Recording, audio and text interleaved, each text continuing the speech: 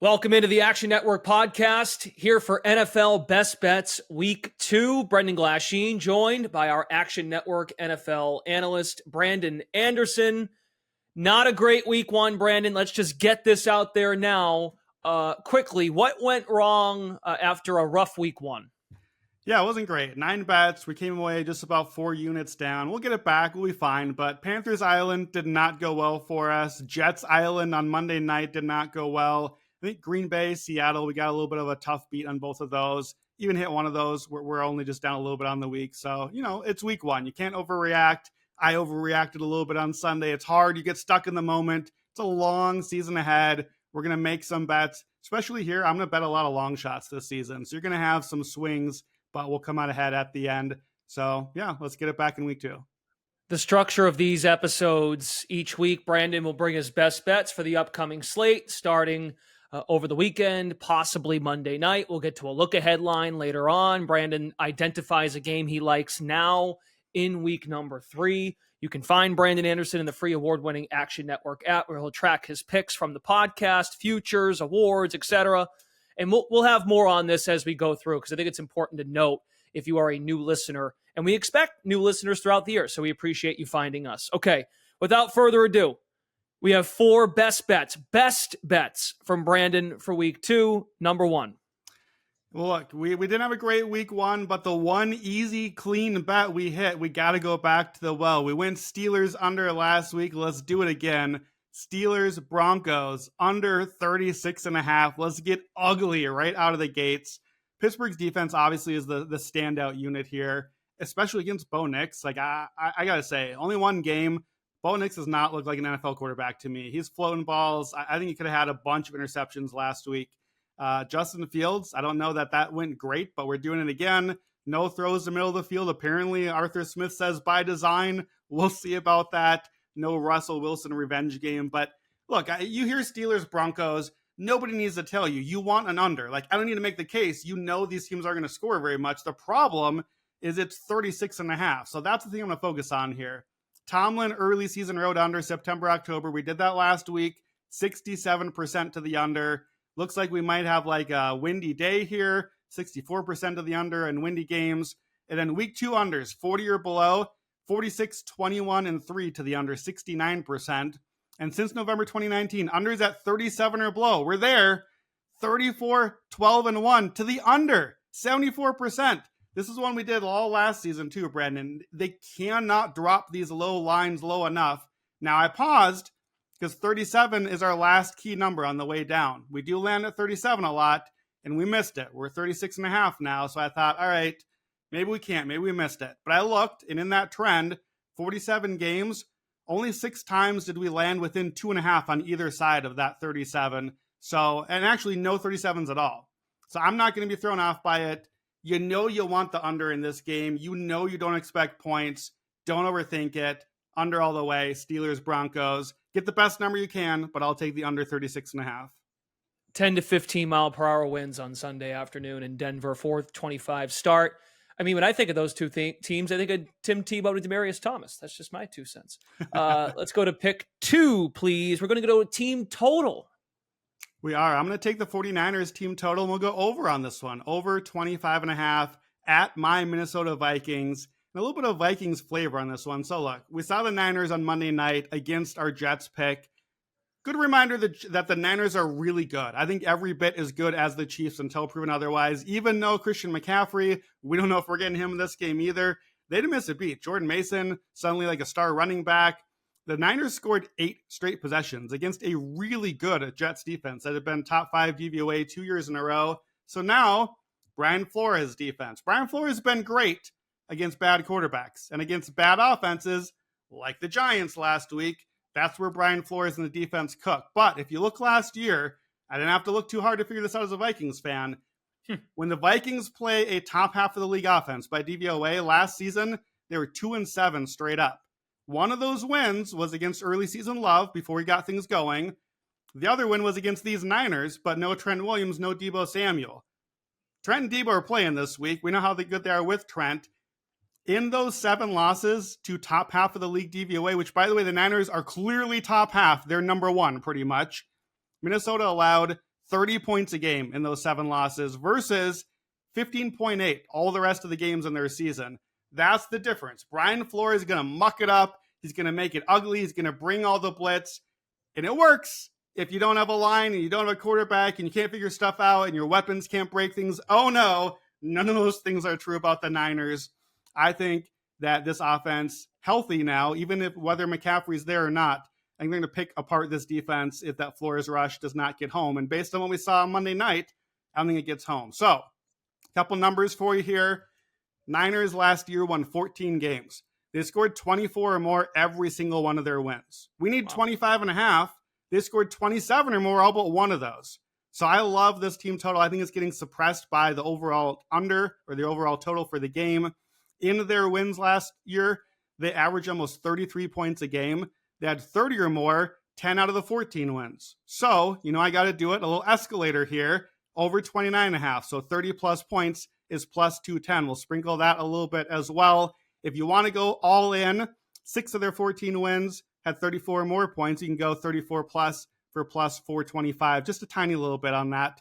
But look, we just saw that almost that number against the Jets. We've seen them do that a lot. This is an offense that is clearly in midseason mode, and I don't think Brian Flores and the defense are going to slow them down. 7 yards per play against the Jets, and the Giants against the Vikings only averaged 3.5 yards per play, but those are two different animals, of course.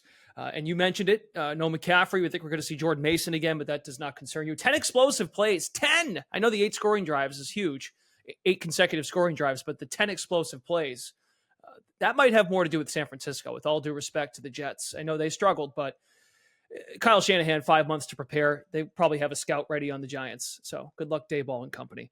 I love this next one. It's a great look by you earlier in the week, and I think you're going to touch on this, why it's important to find you in the app as the week unfolds before we get to this Friday morning release. It's a prop play. It is. We're going to the Cooper Kupp here. We're taking the Cooper Kupp escalator. Look, if you watched the Rams at all last week, you saw a lot of Cooper Kupp. My man is just catching passes like on every single drop back. Sunday night, we watched it happen. So where are the Rams at? Both tackles are out. Probably the swing tackle is out. Now they got a guard on IR. The offensive line is just in the hospital. Puka Nacua is out. So the Rams season-long fade that we're on looking pretty good. Arizona's favored in this game. I don't need a side here. I want my Cooper Kupp overs. I want a receptions over an escalator. So the Cardinals, neither defense is very good here, but the Cardinals are my dead last defense in the league, and they kind of looked the part once Buffalo settled in last week. Matt Stafford looked amazing. Matt Stafford's making all the throws. Cooper Kupp, 14 catches, 110 yards, and a touchdown on 21 targets on Sunday night. And that was against the Lions, who are like a pretty solid defense at least. Now it's the Cardinals. Brandon, I got a little trivia question for you. I'm putting you on the spot. Puka's out. Yep. Tyler Higbee is out. He's on IR. Who else can you name on this team? No running backs. Give me receivers, tight ends or receivers that are not named Cooper Kupp. What do you got? DeMarcus Robinson is still there, right? Good, yes. Oh, I have to name them all? Yeah, well, you got anyone else? I'm just, any other names? Yeah. Josh Reynolds isn't there anymore. He was in Detroit Josh last is year. gone. He's gone through Detroit and gone. Tyler Johnson, old Minnesota draft pick, was probably their wide receiver too. Tutu Atwell. Colby Parkinson is the tight end. These are the names, and that's why we're playing Cooper Kupp, because my man's going to catch every look Stafford can possibly throw at him. This is like their run game, basically. They're just going to keep on throwing it to him. I think 2021 Cooper Kupp is back. That was the huge year when he led the league in receptions, yards, the whole thing. In that season, he had at least 7 catches, all but 2 games. We're going over 7.5. So that's the floor. All we need is 1 above his near floor game to game. He averaged 8.5. He was over this number 10 out of 17 games in that season. And then we're going to do the escalator, 10 or more catches. He did that 5 times that season. Now, he doesn't normally get to the 14 catches mark. He doesn't normally just totally load up. So I'm going to take the escalator just to 10 and stop. But yeah, you do have to follow in the app. This is one that has been steamed a little bit since it's come out. Over 7.5 was plus odds when it first came out. I don't know what the books are doing with that. Grab it there. Grab the best number you can. That's basically the instruction here. You're the best number you can. We like this play. 10 plus escalator. I got at plus 320 in the app. Be sure to follow there. Just again, I like the plays either way. Get the best number you can. I think Cooper Kupp is going to have a big day. So we're going receptions escalator on Cooper Kupp. All right, very good. Yeah, and I feel like the Cardinals didn't have to really worry about Buffalo's passing attack. I don't think the Bills really exploited that in many cases. I know they racked up 222 passing yards, but Josh Allen on the ground, James Cook on the ground, they stuck. We talked about this on Roundtable the other day. Eventually, they had to turn it over to Josh Allen to carry them home. But I don't think they fully exploited Arizona's deficiencies defensively, despite the offensive line worries with the Rams and why you're kind of down on them for the year. But it could work out for you in a trailing game script as well with Cooper Kupp if the Cardinals, as a small favorite at home, build a lead. Last best bet number 4, another total, game total. Yeah, another under here, but unlike our first under, that was an ugly under. We're going to the other end of the spectrum. I think we get the highest total on the board here. Give me the Bucs Lions under 51.5. So a big part of it is just that's a really high number. It's really hard to go over these high totals. So we saw this game last year, right? We saw it in the playoffs. It's tied going in the fourth quarter, 31-23 final score. Baker throws 350 yards, 3 touchdowns, 2 picks, like the full Baker, right? So I think that's part of why this is getting bet up. And also, a lot of injuries on the Tampa defense here. No Antoine Winfield. He's a star safety. 3 corners are out. They still have Jamel Dean, though, which is important against Amon-Ra St. Brown. But the secondary is definitely compromised here. Now, Detroit, I don't think is super deep in weapons. So what I see happening here is I think Detroit controls the game a lot, but I think they control it by doing lots of 5-yard out, 7-yard slant. I think they're just going to have Jared Goff kind of slowly take what is available, and it's going to be available against this defense. But Detroit is not a Niners chunk plays team like you just talked about to me, like the explosive down the field, blow you up team. I think that Dan Campbell's going to come into this game and just be like, look, your injured defense and Baker Mayfield on the road are not beating us. Let's just take care of business here. Let's bite some kneecaps and get the job done. The Bucs offense, they looked good last week. That was Washington. I'm not going to make a lot of that. They were an outlier third down team. I know that's carried over from last year, but I feel like that's probably going to regress a little bit soon enough. Lions defense has been pretty stout, especially against the run game. So it's on Baker. On the other side, I think Jared Goff will be fine, but it is Todd Bowles. Todd Bowles brings a lot of blitz, a lot of aggression. That has not gone well always for Jared Goff. I think he'll be fine with the protection here. But either one of these quarterbacks can just turn into a pumpkin any given day, right? We're in fall season now. We might get a pumpkin from either team here. I don't think we're going to get a shootout. What I think is that we're going to get the other game that these teams played last year. They played in October, and it was 20-6. Detroit, 20-6. They chewed up the clock, 37 minutes of possession. The total on that one was 43.5. That's about what I think the total ought to be here. I think this is off by like a whole touchdown. I got really surprised the number was so high. Todd Bowles wrote under 62% for his career. And then when the total is 51 or over, Dan Campbell 67% to the under, Jared Goff 65% to the under. So definitely get the 51.5 if you can. Don't wait around. We don't need it over that. 51 is a key number. So grab that now if you can, but get the best number you can and take the under 51.5 Bucs Lions. As a quick reminder, if you're looking for the UFC podcast, we do every Friday. Now that NFL has begun, Sean Zerillo and Billy Ward, they are still doing their thing. The show has moved over to the Action Network YouTube channel, so check those guys out over there. All right, those are your 4 best bets. Long shot lightning round from Mr. Anderson. There's a theme to how you want to break down these particular plays. There is. And just to be clear to listeners, these are all still best bets to me. This is how I bet. We're going to take some long shots. These are half unit plays, but we want to win big. We're going to swing for the fences on some of these. And I think this week, Brandon, we talked about this on the Tuesday roundtable. So you can listen to that if you haven't yet, right on this feed. I think it's a teaser trap week. We've got like 7 games right now with a line about 6, 6.5, depending on where things settle. Basically, those lines are begging us as bettors to tease that down to the coin flip and just get a win. Just get the win, baby. Look, I've played those before. I've given that out on this podcast. Here's something to be aware of.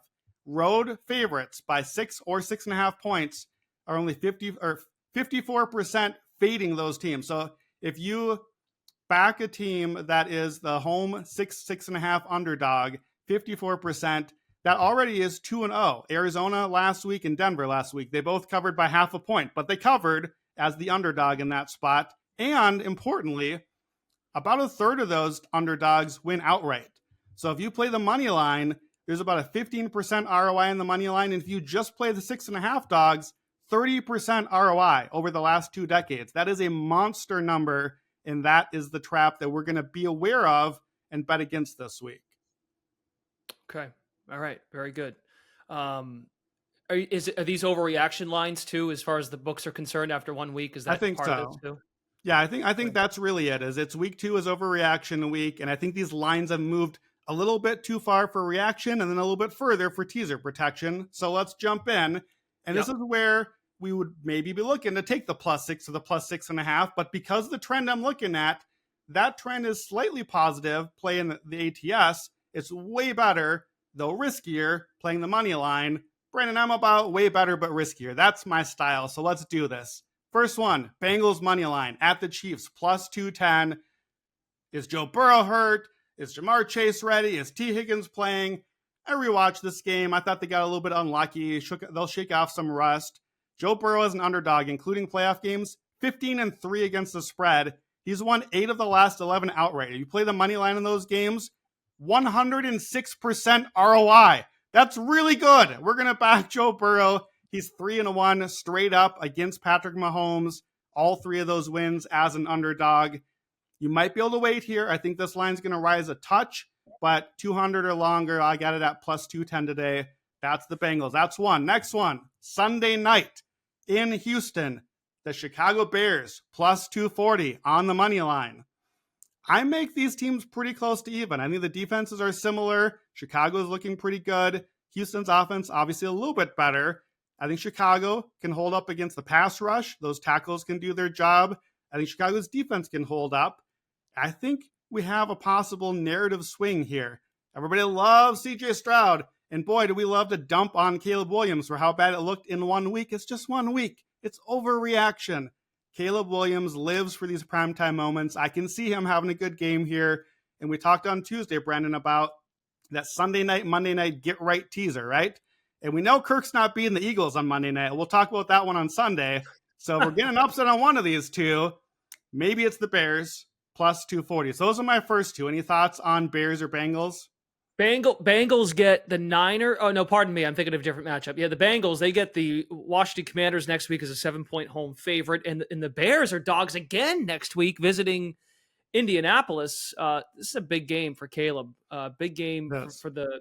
I hear you there. I hear you on the Texans. Maybe a little bit too much love. Joe Mixon was outstanding. But I think the Bears could. Matt Eberflus, defensive coach, he can game plan for Mixon, I think. But hey, I hear you. I think it gets a little out of control. And like you call it, you still get me with it. Burrowhead. Joe Burrow's had his number. Had the number of the Kansas City Chiefs. All right, I got 2 more. This for next you one, though, I mean, Jesus! After Sunday night's recap, Tuesday's roundtable, this is like Fire Festival. Like you're still trying to sell advertisement on Panthers Island. I'm back. I'm somehow back. You know the kids' book. If you give a mouse a cookie, and then like eventually the mouse needs a glass of milk, and it just keeps on going. You and Simon told me on Tuesday. I think you still got like a toe on Panthers Island. Well, I did, and if you give me a toe on an island, guess what's going to happen? Panthers money line and the under 39.5 on a same game parlay, +492, home game against the Chargers. So, the Chargers are not a 9-point favorite against the Panthers on a neutral field. I'm sorry, they're not. It doesn't make sense. They're not that much better than any team, even the Panthers. They're not. I'm doing this on principle. So, if the Panthers are getting too many points, then you could just be a coward and take the spread. But I like big wins. So if they're going to win the game, how do they win? Well, I don't really think the Panthers are going to put up like 45 on the Chargers, right? I think if they win, if they somehow do it because the line is bad here, maybe it's because we just got an ugly, awful game. Harbaugh just wanted to run all game. Oh no, fumble at the wrong moment. Oh, big field goal by Carolina. I don't really know what happens. Sports happens. Weird things happen. If they win the game, I think it's got to be an ugly, low-scoring game. So that's why I'm going to juice it further by adding in the under here. We've got some good trends on the under, similar ones to the Pittsburgh-Denver one. Week 2 low unders, windy unders. That fits the trend here. Week 2 underdogs off a double-digit loss, 64% against the spread. Week 2 dogs of 3-6 off of an ATS loss, 73% against the spread. That's a Bengals trend as well. We're playing the number. I'm sorry, you have to have a short memory as a bettor. We're doing it again. So that is a Panthers money line under same game parlay plus 492. And then the last one here, I'm throwing out everything I just said. I'm going the other way. Dallas is home. New Orleans is on the road. 6.5-point underdog. The heck with it. I'm taking Dallas, but not just the spread. Minus 19.5. Dallas to win by 20 or more. Plus 450. This trend says Saints. My analysis says Cowboys. Saints, bottom 5 offensive line. You had fun against Carolina. Have fun against Micah Parsons now. Have fun against a defense that can do some stuff. I think the Cowboys are a little bit underrated. We dumped on them all offseason. I think the Saints will never look this good again as they do right now. We fade Dennis Allen after a win. We back Dak. We back Mike McCarthy as home noon favorites. That's the spot. So if we like them, we should really like them because Dallas just blew out Cleveland last week, and that's what Dallas does. Last year in their 8 home games, they won 6 of the 8 by 20 points. That's why we chose this line. They had 9 wins by 20 or more last season. So if you like Dallas, you should really like Dallas. Plus 450 to win by 20 or more. I like it. I'm happy you went to last year, and Dak's happy, CD's happy. They got their guys paid. And the other one too with Carolina, and I'm sure we're going to hit on this throughout the year. You just got embarrassed, and now you're going back to your place. The Chargers, I think, like you said earlier, let's just get in and out, get a win.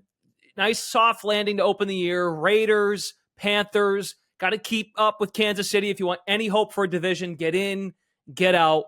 They'll run the football. And I think the Panthers are going to want to protect their quarterback in terms of like protecting the pick, protecting the Bryce Young scrutiny. So I think Dave Canales, I'm not saying he's on the hot seat, but protect your asset. And maybe they're going to draft a quarterback. They probably will. But for now, it's week 2. Okay, last one. It's another large spread, the largest on the slate. Yep. But there's an angle here for Ravens and Raiders, and then we'll get to the look ahead. Yeah, this one doesn't fit the theme here other than that it's a long shot. But if the Ravens beat the Raiders by a lot, what happens there? I don't really want to play the Ravens big number here. I don't need that. But I think it's a great spot for Derrick Henry. He had a quiet 13 carries, 46 yards in the opener. Derrick Henry, as much as anyone I've seen in my lifetime, is a game script dependent player. If the Ravens are up by a lot, they're probably going to run Derrick Henry a lot. That's what the Titans did. We don't know if that's what they will do here. But here's the numbers. Derrick Henry, for his career, has had 100 yards and 2 rushing touchdowns. That's the bet we're going to make here. 100 yards and 2 rushing touchdowns is plus 800. We want the same game parlay. He's done that 18 times. 16 of the 18 have been in wins. So if you think the Ravens win here, I certainly think they do against the Raiders at home. The Raiders' run D got gashed by the Chargers last week. Derrick Henry can certainly do a lot of gashing. If we're isolating this to a win, we're playing a proxy win here. Derrick Henry has had 100 yards and 2 touchdowns in 16 of 66 wins lifetime. That's almost 1 in 4 wins. Plus 800 is 11% implied. We're getting double the implied here. So it's a long shot for a reason. But he scored a touchdown last week, even on a quiet game. You get the 2 scores, you break a long run for maybe 30, 40 yards. I think we can get there. So we're playing all these long shots, half unit each. We got 5 here. We hit at least 1. We're in good shape. We hit 2. We're coming out well ahead. That's the angle. Those are today's best bets. Very good. And also, thank you, Jim Harbaugh, for poaching the former Ravens running backs and Gus Edwards and from a few years ago, J.K. Dobbins. Because it really is Henry, Jackson, maybe a couple of jet sweeps with Zay Flowers. And Justice Hill had a carry last week, but he's just more so giving the guy a break for a play or 2, maybe. But that's Henry's backfield. I think that's what they want it to be for the 18-game season to preserve Lamar, unlike what we saw in the opener. Yep. If you're going to do that all year, oh boy. Okay, look ahead to week 3. What line jumps out to you? And then we'll get out of here. Yeah, and boy, did this one jump out. I'm not sure I will pick a faster look ahead all season. Chiefs minus 3.5 at the Falcons Sunday night. Chiefs minus 3.5 at the Falcons. Do I even need to explain it? What are we doing with this line? Atlanta is probably going to get blown out by Philly on Monday night. Kirk Cousins can't move, can't pass, should have had more interceptions than he did. They're telegraphing the run and the pass with their formations. We've heard all about it all week long. It's primetime game. Kirk Cousins is 3-10 straight up Monday Night Football. They're giving us 2 Kirk primetime games in a row. I don't know who asked for that, but maybe it was bettors, because I'll take the 3.5. Look, I'm betting against the Chiefs here. We bet on the Bengals. So should we wait? Could this drop below 3? No, they're not giving us below 3 Chiefs against the Falcons. They would get inundated with money. I think there's a better chance that this goes negatively for the Falcons and gets to like 6 or 7. So I'll take the 3.5 Chiefs at Falcons Sunday Night Football next week. Quickly, would you play 4.5? Because I've seen some 4.5s. I think if you need to, I try to get a 3.5 or 4. That's kind of the reason of the look ahead now. Otherwise, maybe wait and see what pops. But I think if you need to, I don't think the Chiefs should have too much trouble here. Okay, very good. I mean, look, they might have some success because the Eagles' defense is kind of soft as puppy poo, but the Chiefs' front, like we saw with TJ Watt in Pittsburgh, oh boy, Kirk better get like a wheelchair or something so he can move around out of the pocket, in and out of the pocket. There are your best bets for week 2. We had the 4 best bets, and I know Brandon's counting them all as best bets, but for the sake of the segments, the lightning round, the teaser theme, as well as Derrick Henry, and your look ahead, you had Seahawks going into Patriots this week, and then for week 3, Chiefs minus 3.5 at the Falcons. That'll do it for our Action Network podcast, episode 2 of NFL Best Bets. Don't forget again to download the free award-winning Action Network app. Find Brandon Anderson there, as well as our other NFL contributors. You can track your own picks as well. Check out the Action Discord channel. Some of our analysts, including Nick Giffen, Sean Kerner, our predictive analytics team, they hang out there as well. If you missed the 6-pack with Raybon and Stuckey, that episode is available now at the Action Network podcast, as well as what Brandon teased during the episode today, the NFL Roundtable. It's myself, Brandon, and Simon Hunter of the Favorites podcast. We're back next Friday morning. Thanks for listening, and best of luck here this weekend.